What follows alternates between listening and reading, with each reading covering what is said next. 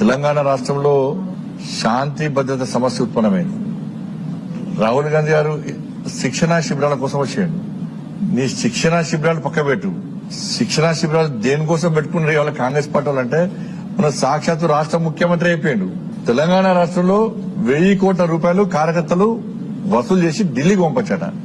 ఇవాళ కార్యకర్తలు ఏ విధంగా కలెక్షన్ చేయాలి, 1000 కోట్లు ఏ విధంగా ఢిల్లీకి పంపాలనో వాళ్లకు చెప్పడానికి వచ్చినవా, వాళ్ళ శిక్షణ ఇవ్వడానికి వచ్చినా రాహుల్ గాంధీ చెప్పాలి. ఫస్ట్ తెలంగాణ రాష్ట్రంలో ఒక రాచరిక పాలన కొనసాగుతున్నది. ఒకవైపు ఇళ్లను కూల్చడం, ఇంకోవైపు దేవాలయాలను కూల్చడం. ఎన్నికల ముందొచ్చి ఊకదంపుడు ఉపన్యాసాలు చూడాలి రాహుల్ గాంధీ గారికి కావాల్సింది.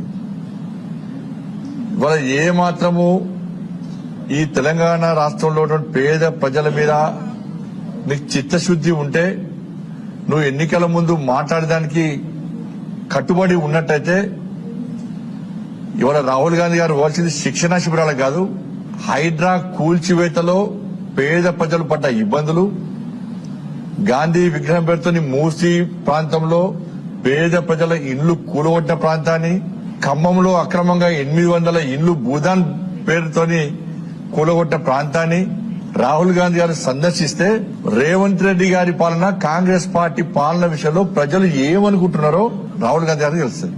దాంతో పాటు బాన్స్వాడలో జరిగినటువంటి ఈ దారుణ సంఘటన విషయంలో ఈ రోజు ఇక్కడ మీ మీడియా ముందే ఇక పేద ప్రజలు ఉన్నారు. ఇక్కడ వాళ్ళని కలిస్తే రాహుల్ గాంధీ గారికి విషయాలు తెలుస్తాయి.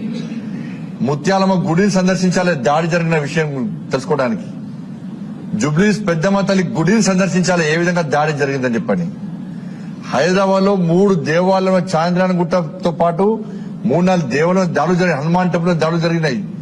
పురాతన చరిత్ర గెలవనటి హనుమాన్ దేవాలయం దాడులు జరిగినాయి. దాన్ని సందర్శించాలి రాహుల్ గాంధీ గారు. షాద్నగర్ లో జరిగినటువంటి నవగ్రహాల గుడి మీద జరిగిన దాడి గురించి రాహుల్ గాంధీ గారు సందర్శించాలి. సంతోష్ నగర్ లో జరిగిన దాడుల సంఘటన విషయంలో రాహుల్ గాంధీ గారు సందర్శించాలి.